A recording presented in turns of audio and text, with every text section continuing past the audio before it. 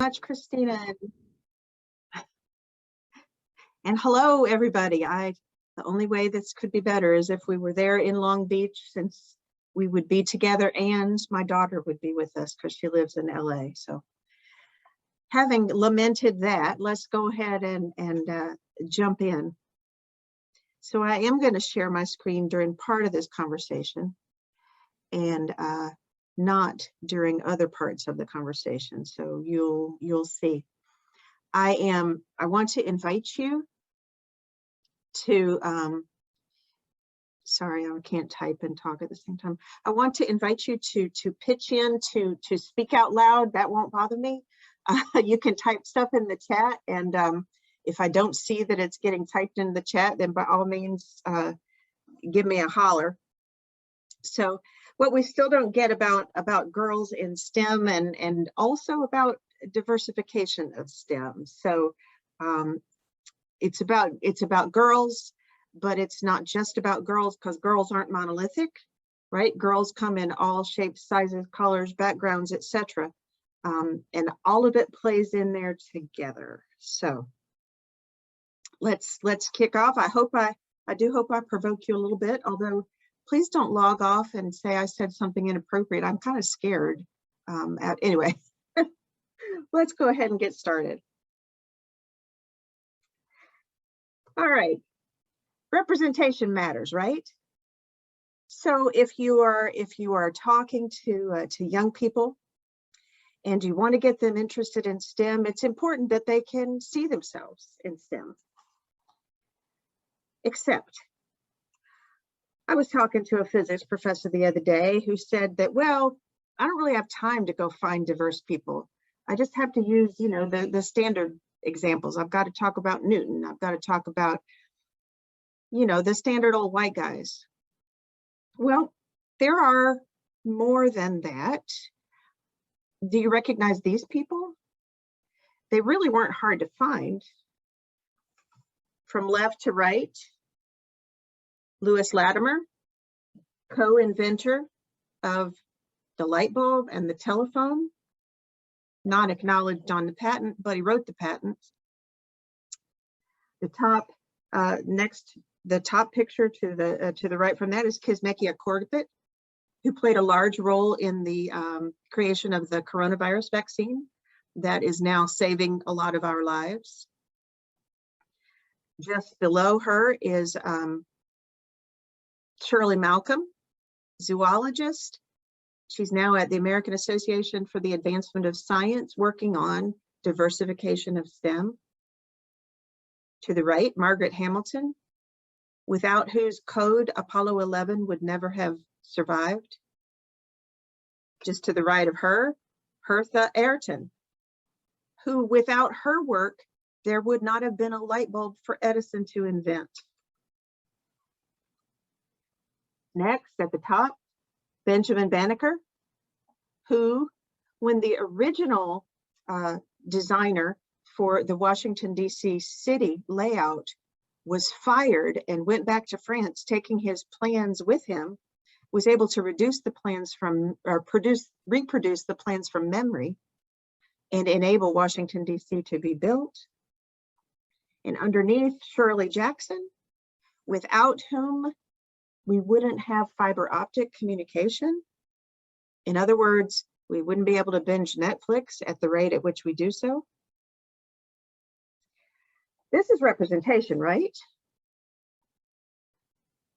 But this is not achievable representation, because all of these people have done fantastic, wonderful things, and it's important that we acknowledge them.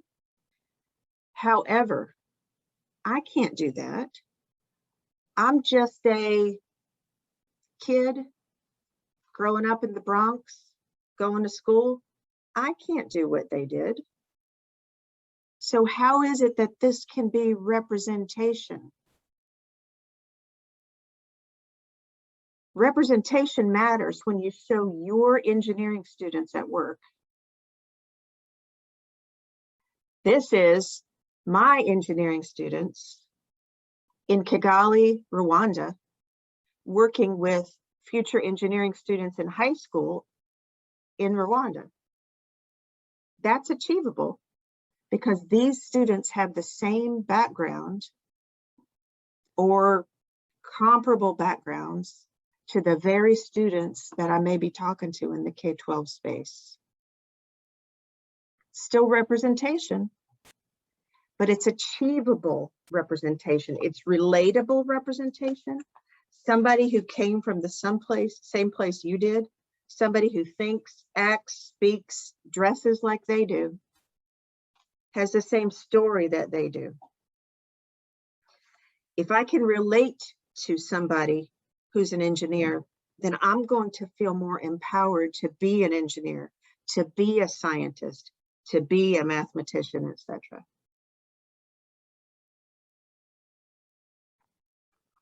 What else don't we get? Engineers fail. What we don't get is, so what? We still have a focus. Even at the university level, we still have a focus on, you have to pass this test. You have to succeed. If you try something and it doesn't work, well, you can try again, but it's still not right. In my circuits class last semester, I gave 3 tests. That's your grade, it's 3 tests. That's at the college level. I'm still focused on failure. But engineering is about iteration. Engineering is about solving problems in a different way. Science is about iteration. Science is about solving problems in a different way. Mathematics, you don't sit down and solve a math problem the first time. Why don't we build in failure? Why don't we build in risk-free opportunities to fail at all the levels?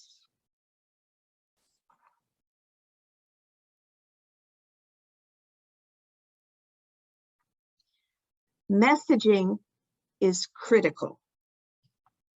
So whether it's in the classroom, whether it's in an activity that we're doing, if a teacher finds something difficult, the kids know it. My daughter was told in 2nd grade, it looks like you just can't do math. That's okay, I can't do math either. It's the right thing to say, right? It's comforting. It's no, it's not the right thing to say. There's never been a person born that can't do math. I see you didn't get that yet. What can we do? Enrique, I stopped the presentation because I just had words there, not pictures. So I was going to alternate between sharing and not sharing, but thank you for mentioning. I appreciate it. So what can we do to get this subject? I see you got this on the test. How many times do we not return the test? Do we not go over the test? The test should be a learning instrument, not an end in and of itself. Messaging matters. If you say, engineering is hard, but that's okay, you can do it. What have you just said? Well, I don't know what you've just said, because what does hard mean? What does it mean for something to be hard? Does it mean you can't do it? Does it mean only some people can do it? Well, that's okay, I'm a nerd and so are you. We can take back that term, right? That's what the movement is. Let's take back the term. Let's own it. Let's be proud of it. I disagree. Because the term still means, even if we say we're going to take it back and own it, it still means there's an in group and there's an out group. And I belong to the in group. But if you don't want to identify yourself with that terminology, you don't. Messaging is critical. For teachers to model working in uncomfortable spaces is critical. For us to recognize when we don't understand something, we're not good at something, we don't like something, is critical. To say, you know what? I don't know the answer to that question. I had a question asked of me, and I'm going to reveal something because I'm an electrical engineer. So I had a question asked of me last semester. Do electrons move at the speed of light? And I said, I've never thought about that before. I know that energy is transmitted at the speed of light, but do electrons move at the speed of light? Well, I had to go do my research, and you're going to laugh that at this point in my career, I had to go do my research. Got a Ph.D. in electrical engineering, for Pete's sake. Don't you know that? No, because I never asked that question before. Well, it turns out they don't. Okay, how am I going to explain that to them? So I came into class and said, I did my research. I found out that my instinct was correct. Those electrons, which have mass, don't move at the speed of light. So let me try this explanation and see if it works. I'm in an uncomfortable situation, but I'm letting them know I'm in an uncomfortable situation. And I'm saying, I'm not sure how to explain this to you. Let's try this. You see what I mean? What have I just modeled for them? I've modeled real life, and that messaging is critical. All right, next.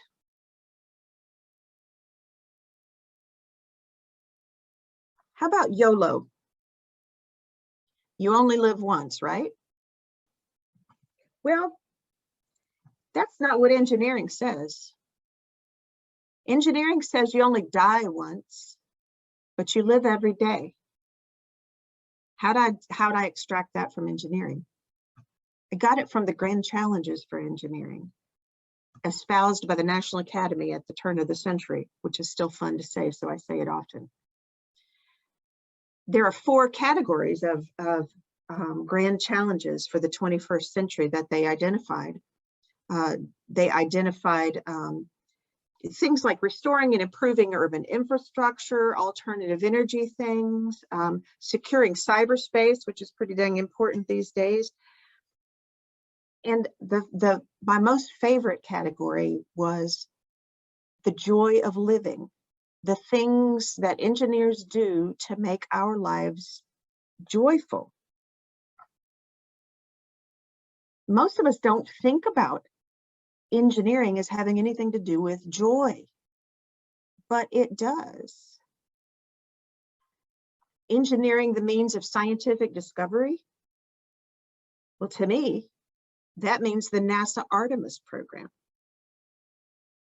That means getting me to Costa Rica in the beginning of August so that I can hopefully fulfill my lifelong dream of seeing a blue morpho butterfly in person. Why a blue morpho butterfly seems random, Laura, for an electrical engineer. It's because blue morpho butterflies have LED-like structures in their wings. Therefore, I love them. The joy of living. Engineers have a lot to do with the joy of living, and so do scientists, and so do mathematicians.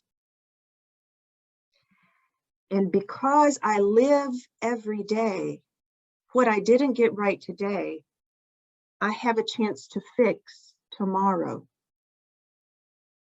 An engineer lives and breathes that. Well, why don't we all live and breathe it? A few years ago, there was a push towards something called grit. I don't know if you heard about it. This idea of making students resilient, helping them get past their failures. Instead of teaching students grit, I think it's more important to teach them a positive growth mindset, which is that where I am today is not where I will be tomorrow.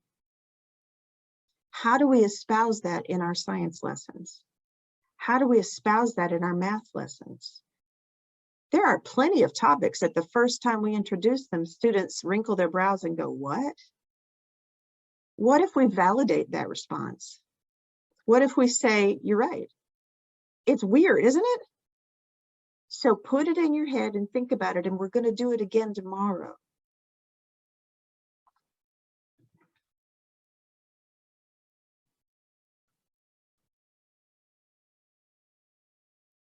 See, I told you there were just little slides to remind me what to say. Language matters. So there's been a push to get rid of the scientific method in the K-12 realm.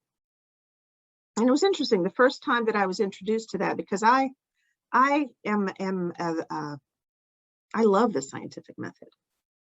I love it because to me it speaks a certain thing. It speaks that I can learn by working to learn something. I can think of experiments, I can try them, and when that fails, I can try something else and try something else. But I think one of the reasons that to emerge to get rid of the scientific method in the K-12 realm is that there was a great emphasis on the linearity of the scientific method as it was taught, and a great emphasis on memorizing the terms. Every classroom you go into has a science vocabulary wall. What does the vocabulary matter? What do the terms matter? One of my greatest fears in getting engineering into K-12 has been that the engineering design process would go the same route as the scientific method. The first time I did a professional development with teachers about the engineering design process, and I stole shamelessly, although with attribution, from the Museum of Science Boston Engineering is Elementary design process, so there would be 5 steps: ask, imagine, plan, create, improve. So I introduced it as an iterative process. We talked about all the things, we did some examples, and then I said, now what I want you to do is to come up with some assessments. How would you assess how your students are learning the engineering design process? Guess what the first question they came up with was? List the steps of the engineering design process. I do not care what the steps of the engineering design process are called. And I do not care if the students remember what they're called. Makes no difference to me. I care that they know to look at prior work, to do some research, and to really spend time formulating their question, their problem. I care that they really brainstorm, that they look and see what others have done before, and they think about how they could change it and make it different, and be wide open at that step. And then I care that they're not afraid to try something that seems crazy and test it and see what happens and learn what did and didn't work about that crazy thing. That's what I care about. I do not care what they call the steps, but I care that they don't give up. I care that they go home that night and build something in their own house and keep trying and keep being fascinated. That's what I care about. So does language really matter? Every profession known to humankind makes up our own language. And I've never really figured out why, except that if we make our profession seem mysterious, somebody must have to think we're smart. Well, that's biting us in the rear end. Kids engineer from the minute they're born, even though they don't know what to call it.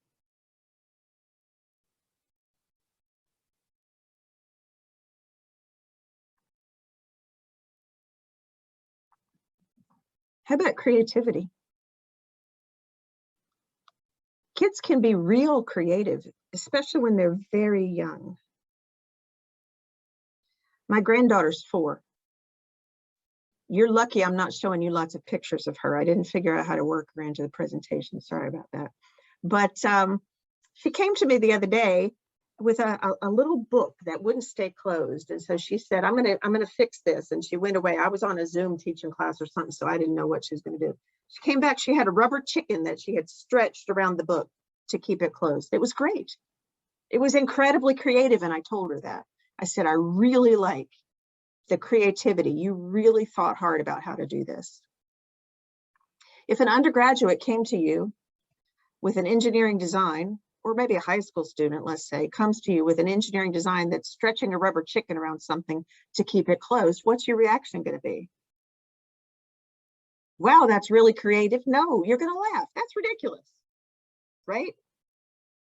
In fact, if you look in the store for engineering toys, I put a couple of pictures of engineering toys on here, Tinker Crates, great stuff. Instructions from start to finish.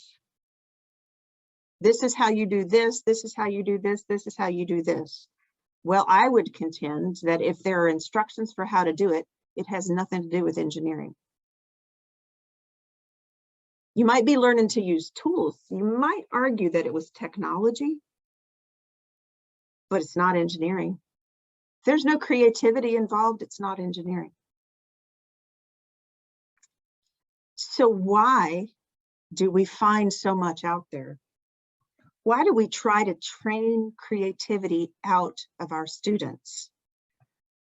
Maybe it's because if there are only 4 answers, A, B, C, and D on the end of course test, you don't want to get real creative and figure out how each of the answers could apply. You want to just pick the best answer. You're just going to confuse yourself if you find a way that any of those answers could work.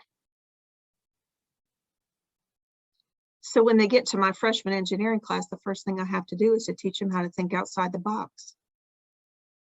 Why should I have to teach that? They were born knowing it. Because we've trained it out of them. And then guess what? We train it out of them again when they hit their departmental classes. And then they get to senior design, and we expect them to be creative again. This magic thing. How can we reward, encourage, teach more creativity without stifling it?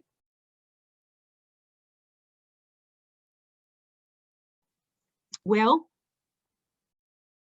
maybe we can model better. We know active learning is best, right? There are all kinds of studies out there that say active learning is best. And so we'll do an activity like this activity that our students implemented in Rwanda, where they designed shoes. And I love this picture because the kids wrote on the bottom, "Made in Rwanda." And I thought that was really cute. They were absolutely using things relative to physics. They were using things relative to material selection. They were doing tool use, which is part of the standard course of study for Rwanda. But if I wanted to be sure they knew their physics, I might do this, but then I'd have to do direct instruction too, right? Because I've got to teach them the words that the end of grade test might use. Can't be sure that they'll translate the questions from the end of grade test to what they learned here, but they learned the physics better here. Where's that mismatch? Do we model active learning? The joy of these children in making their own shoes compared to children sitting at their desks doing problem after problem after problem. And I'm talking college students. Just doesn't equate in my mind. So why don't we live what we know works?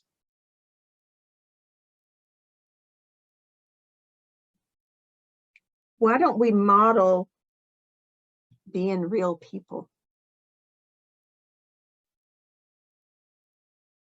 One of the things that my colleague said to me when we were discussing, so what is it that we do at NC State that has made a difference in our percentage of diverse students. Our incoming freshman class has 35% women. So what is it that we do? Well, one of the things that we do is we model being real people. We take kids to Rwanda. And when we're there, I go and wake them up in their hotel rooms and make them come outside at midnight because they can see the Milky Way, and it's probably the only chance in their life they'll get to see the Milky Way. What has that got to do with engineering? Nothing. But it has a whole lot to do with love of learning. I take them out in the woods in the middle of the night in Rwanda with black lights because you can find these really cool ultraviolet flowers and plants. You can also see scorpions, but you hope you don't see those. Why do I do that? What's it got to do with engineering? Nothing. But it's modeling heart.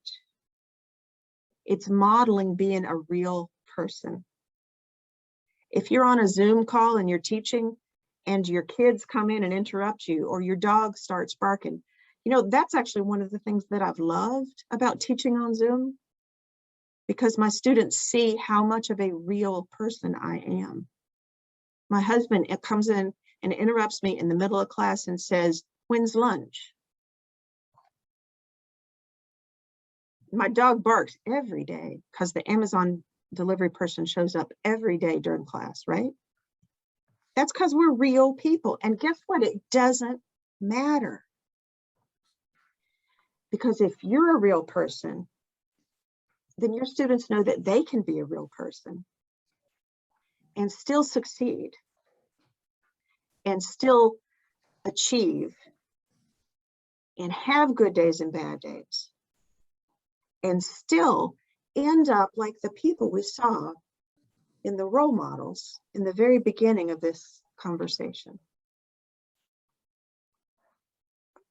I haven't said anything that we don't all know.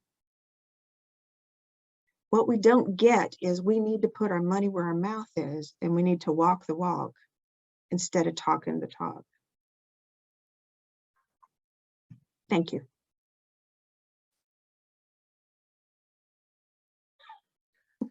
Thank you very much.